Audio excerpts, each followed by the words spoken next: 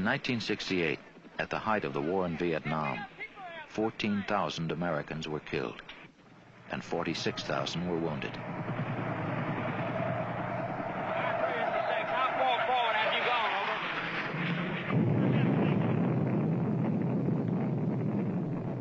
That same year, another 14,000 Americans were killed. But those lives were lost right here in the United States because those American men and women were killed at work, on the job. Another 2.5 million American workers suffered disabling injuries. That's 54 times the number of people we had wounded in Vietnam that year. The subcommittee will be in order. This morning we're continuing with our oversight hearings to the occupational safety and health. In an effort to stem this tide of injury, disease, and death, Congress created the Occupational Safety and Health Administration in 1970. In creating OSHA, Congress affirmed the right of every working man and woman to safe and healthful working conditions. They have not only the right to expect, it's the law that they should be able to go to their work in the morning, give the employer so many hours for so much money, and be able to go home to their family that night the same way they walked in the door that morning. As an employee, you have a responsibility to your employer to give him an honest day's work and to make money for that employer. That's what you're paid for. By the same token, that employer has a responsibility to you. Not only to give you a salary, but to ensure that you don't get killed on the job. It's his premises. It's his responsibility, nobody else's. If I feel the job's unsafe, I won't do it. Would you sell me your legs for $10,000? You know, it comes down to that. Which is more important, money or your health?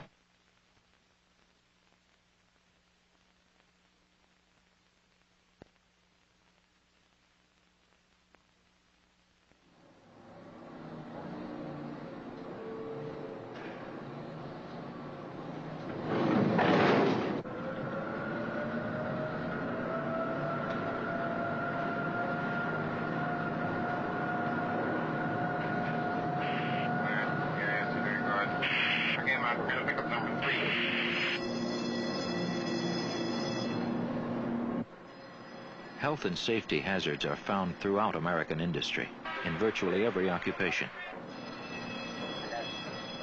1 of every 4 American workers is exposed to known health hazards, and it's been estimated that 1/3 of all cancers are work-related.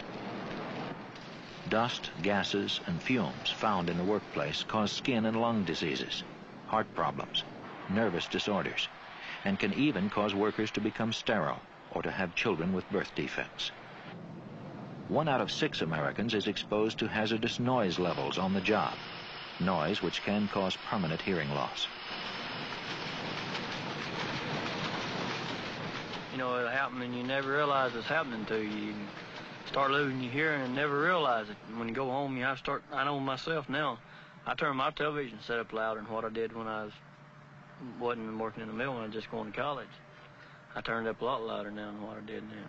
When you come out of the mill, you go in the work in there, and you get on the outside, you can't hear for 2 hours. At night, you can lay down and hear them looms are running at home. You know, when you lay there by yourself, everything gets quiet. You can actually hear the looms running, and you're 10 miles away from them.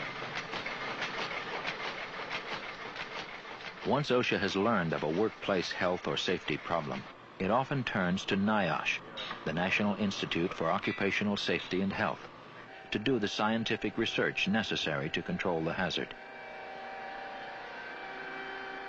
This research provides the groundwork for OSHA's standards, which are formal regulations that specify safe working procedures or limit the amounts of dangerous chemicals to which workers can be exposed. Enter, in, out, up, and equilibrate. After NIOSH has completed its work, OSHA makes its proposed standard available to the public for comment and revision. Then one of the more dramatic parts of standard setting occurs. There is usually a public hearing. These public hearings provide an important opportunity for individuals concerned about the issue the standard deals with, affected industries, employers, U.S. Steel Corporation is labor groups, informing these individuals that they do have compensable lung public interest groups. to come before the agency and offer their views. However, I do not agree with OSHA's selection. And the record of that public hearing is an important part of the information that OSHA ultimately relies upon in deciding what is the appropriate standard to set dealing with that hazard in the industries in which it arises. After the public hearings, OSHA sets a final standard, which all affected employers must obey. OSHA has a staff of compliance officers in the field to inspect workplaces and make sure they meet the standard.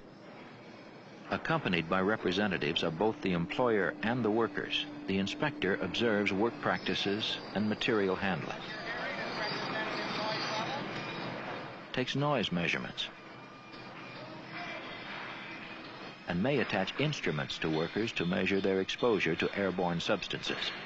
Are there any of these The inspector tries to get an accurate understanding of the workplace by talking with both the employer and individual workers. Then it wouldn't make any difference who I sampled? No, I just got one. I'm Chris Short from the Occupational Safety and Health Administration. We do have the right to interview employees privately, and we do insist on that. We like to talk to the employees to get a good feeling of what the employee feels are the hazards there, what types of processes may be going on at a different time than we're there, whether the employee has any health problems. OSHA's work doesn't end with the completion of the inspection. The point is not simply to find hazards or to penalize employers who violate OSHA standards, but to work with employers and workers to correct dangerous conditions. That's exactly what happened at the Canton Textile Mill in Canton, Georgia. In the textile industry, the major health hazard is cotton dust. Cotton comes into the mill in big 500-pound bales. Now, unfortunately, this bale consists of not just the raw cotton, which has to be spun into yarn, but leaves and dirt that's accumulated in the harvesting process. And these leaves and dirt break into very fine dust in the process of opening the bales and the early operations of carding the fine fibers and spinning the yarn. As a result, there's a very fine dust emitted and that exists in the air in the cotton mill. It causes people to cough and it causes breathlessness. And eventually, after long exposure, it causes total disability due to what is popularly known as brown lung disease, technical name being byssinosis, disease of the lungs, which is crippling and ultimately can cause early death. OSHA had adopted a standard to protect workers from brown lung disease by limiting the amount of cotton dust in the air. But in 1973, some Canton workers felt their plant wasn't meeting the standard. The cotton dust was bad, and you couldn't see when you opened the doors. It all fogged in your face, and you can't breathe in it. I go in there, when I come out, you could tell it, you could feel the tightening of your chest, you know, and it take you a while to breathe, you know, get your breathing back normal. You worked in there a while, it feel like you'd been eating dirt or something. One of those workers complained to the local OSHA office and asked for an inspection of the mill. We were there as a result of a complaint and about these conditions, and found them to be true and cited them for these and gave them a period of time to abate. But we felt like that they could come into it in a relatively short period of time by improving ventilation, and we gave them 6 months to correct the first violation on cotton dust, but they were unable to do that. Our first attempt at dust removal equipment was one where we spent about $200,000, and it didn't bring the dust level down. Since the company couldn't meet the OSHA standard in the time permitted, they asked for, and OSHA granted, a series of extensions. Each of our abatement periods, as I remember them, was for a year's extension from the original. I think we were granted a 1-year abatement to take corrective steps, and we moved as rapid as we could. We were not able to meet conditions. We asked for another one, and so forth. About this time, the workers' union challenged these delays. The OSHA did approve an additional extension of 1 year for the company to meet the standard, making it the fall of '76. Well, before that fall of '76 came around, we were determined to see to it that no additional delays occurred. The disagreements between the company, the workers, OSHA, and the union were finally resolved when the company came forward with a new plan to meet OSHA's standard. And this plan was different from the old in that they specified exactly what machinery they had intended to buy. they provided a guarantee by the machinery manufacturer that if this equipment were installed, the cotton dust standard would be met. The installation of the new equipment produced dramatic results. As a result of what we've done, it appears that we can conservatively say that we have improved our dust conditions by 10-fold or possibly 15-fold. This case is important in that it demonstrates what can be done when you have an active local union that is aware of its rights under the law, and the coordination of the international union and the local union to assure that the workers get the rights vindicated. OSHA made all the difference in the world. If these companies didn't have someone to set standards they have to go by, they would just do what they want to. That's the best thing ever happened to the working people when OSHA came involved. It cost Canton Mills almost $1 million to reduce the levels of cotton dust and meet OSHA's regulation. But by doing so, the company has protected the health of its workers for many years to come. Very often, in concentrating on the apparent cost of achieving the regulation, we lose sight of the cost of not regulating at all. In the case of cotton dust, for example, there are 40,000 documented cases of respiratory disease caused by exposure to cotton dust in the textile industry. That is a tremendous expense, not only to those workers and their families, but to society as a whole. Workers are being injured. Workers are being diseased. They're losing their livelihood. They're having to have medical exams, medical care, which is very expensive. These costs are being borne by the workers who are the victims of occupational injuries and diseases, and society in providing medical care and relief for these people who are impoverished as a result of their victimization. But certainly the Congress decided as a matter of national policy, it's more appropriate to place the cost of protection on the employers who give rise to the exposure in the first place than to depend upon society to bear the cost of illness and injury. We have here at United Foundries made every effort to try to clean the foundry up. We've got a great deal of money invested, but now that the investment's there, it really doesn't take that much to operate it. A lot of companies recognize that a safe and healthy working environment makes good business sense and make every effort to comply with OSHA regulations. In the foundry industry, workers face a number of health hazards, including airborne dust and dirt, which can cause severe breathing problems. In general, the foundry industry is an extremely dirty industry. It's heavy industry. We deal with sand and moisture, all the things that make dust and dirt, and of course the molten metal, which makes heat. We used to form on a floor, and now we have what we call econ machines. They're automatic. They go on trays. The trays go around inside the machine, and they have an acid pollution that kills the smoke, and also a bag house which collects the dust, which pollution also takes some of the dust into it, and way down the dust compared to what we used to have. We used to have it real thick on the floors, you know. Probably the foundry industry ran the greatest portion of 5,000 years without any basic changes. With the advent of OSHA, the majority of foundries were forced into a compliance situation as far as pollution control goes. We chose to make that change at the time that this compliance was required, and we are in compliance now. It keeps us legal, it makes us a better neighbor, and it certainly improves the environment in the plant. And in doing so, we have literally reduced our turnover, our labor turnover, to zero. This has probably been the largest and the best side effects of the money that we have spent. And our absenteeism is virtually nothing. And as such, we are not constantly retraining people, and we don't have to carry a much larger staff to substitute for the absenteeism.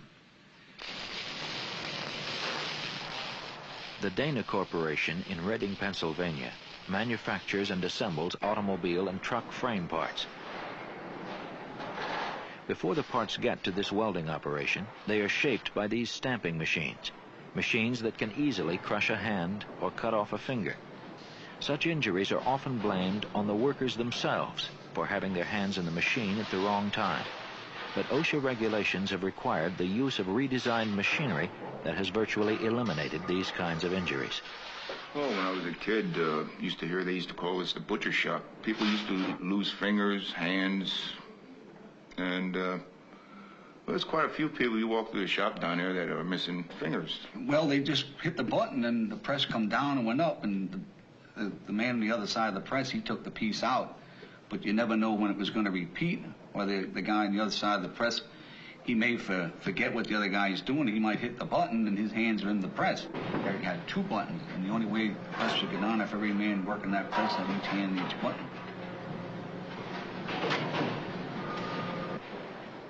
To encourage the kind of solutions to problems we've seen at Dana and United Foundries, OSHA has established a consultation program that's provided free of charge. While the consultants are funded by OSHA, they work directly with the employer at his place of business, pointing out hazards present in the workplace and offering advice on correcting them.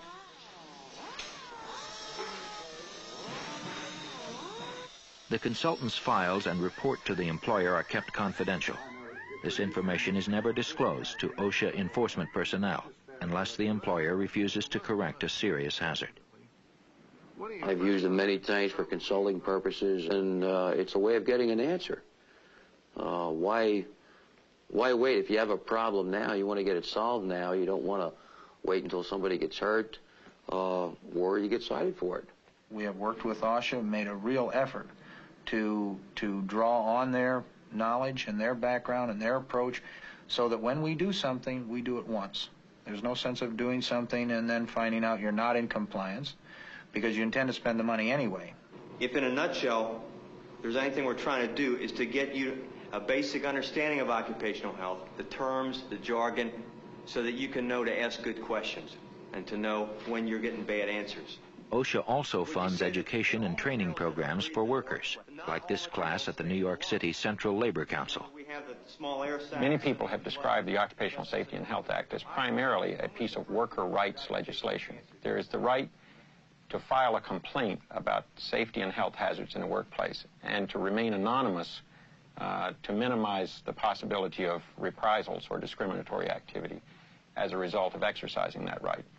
There are specific protections against discriminatory action being taken against employees for exercising their rights under the Act. There is the right to accompany OSHA inspectors on the walk-around of a plant. We believe that there are also rights of the employee to know what the hazards are in the workplace and the effects of those hazards. Okay. Can you think of an example of something that's breathed and causes a cancer or a serious illness somewhere else in the body? What? Carbon tetrachloride. Okay, chlorinated solvents like trichloroethylene, perchloroethylene, carbon tet. Most of the health standards which OSHA has issued since 1971 have dealt with substances which pose a cancer risk to workers. Particularly since World War II, there's been thousands and thousands of chemicals put on the marketplace, most of which have not been tested as to their hazardous nature. The National Institute for Occupational Safety and Health puts out a registry of such chemicals and have listed over 20,000 as being toxic. Keep-on was very thick in the air. It was, you couldn't see through it. It was more like a fog. The keep-on was all over the working area, all over the break area. I was asked to assist in the investigation of the keep-on incident in Hopewell, Virginia. It was just virtually impossible for anybody to walk in the plant and go straight through and come back out without getting keep-on all over. As part of the investigation, I interviewed those employees who were affected. I'm on medications to try to help the tremor of my voice and the tremor of my hands and limbs and things like this. But this is the only thing they can treat is this symptomatic treatment. I came to realize how important our work was, the industrial hygienist work was, by looking at the employees, realizing that when we're talking about illnesses and hazardous substances, we're really talking about real people. Know that I'm sterile, that I have an increased chance of cancer, and I've had some damage to my liver, my eyes, and some brain damage. I would wash those clothes, his keep-on clothing, and then right after that I would put a load of my little girl's clothes in and my clothes. Well, it was still in the washing machine, and the water wasn't dissolving it, and as a result, we both would break out into a rash. I had an occasion to meet their wives and children, and all the time knowing that they had been exposed to the hazards, that they were suffering from the diseases, that no one knew what the problems were, no one knew if they'd get better, no one knew if it would cause cancer. As it later developed, it was identified as a carcinogen. Benzene is another one of those industrial chemicals that has come into widespread use since World War II. Welders and workers in the petrochemical, rubber, and pharmaceutical industries are regularly exposed to it. It's a highly flammable liquid, and for years the danger of benzene explosions has been known. But only recently has it been disclosed that benzene causes cancer. Recently there's been a lot of information coming out through OSHA and a lot of information in the chemical magazines about benzene and its possible cause of leukemia. OSHA's put up an emergency standard on benzene and specifically connected benzene and leukemia. That emergency standard didn't exist in 1965 when George was working in an industrial laboratory in Iowa City, where his job required him to use benzene to analyze soil samples. It was about that time that he met his wife, Mary. We met when we were both in high school. I was a junior and he was a senior in high school. Then while we were going together, he was working in the lab. I remember him doing these tests, so I was familiar with the kinds of work that he did. You could smell the benzene all through the lab. It was even to the point where it could be smelled in the offices, in our offices on the next floor above. It was impossible for anyone to use that piece of equipment with benzene and not be exposed. It was just so designed that there's going to be exposure. It also, I think, was intrinsically unsafe in terms of the open element at the bottom, which allowed benzene vapors to come around underneath it and ignite. I ended up being engulfed in a pillar of benzene flame from the floor to the ceiling. At that point, I ran and grabbed a throw rug, which was on the floor of the lab, and wrapped myself up in the rug and was able to put out the flame. And I thought I was lucky because I got out of the accident with just singed hairs on my arms and singed eyebrows. I feel now that at the moment I felt lucky, but I now feel there's longer-term effects that I wasn't aware of that has caused my current situation, having leukemia. It has been known, it's been reported in the literature before that time, all the way back to 1928, that benzene was associated with leukemia, and that I think the manufacturers of benzene knew it at the time, but was not generally known by the public or people such as George and myself. I feel strongly I don't want what's happened to me to happen to someone else. I think being aware of the hazards and being protected from them as best possible is something that should be taken care of so that you don't cut off a man's life at 33.